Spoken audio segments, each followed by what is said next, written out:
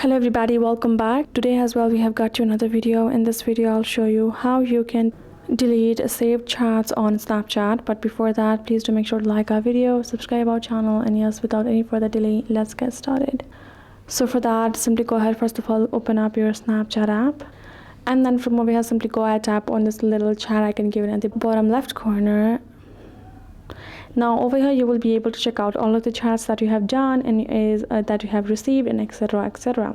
So if you want to simply go ahead and remove a particular chat that you don't want it to be there anymore, once you have seen it over here, all you have to do is simply go ahead and long press on that particular chat, and you will find this option of clear chat. But you have to make sure with that person you have enough conversation or chats. Let's say this is the person, right? I'm going to hold, and I have this option of clear chat history, clear chat from feed, and once you tap on that your chat will be removed from the feed itself and you're good to go.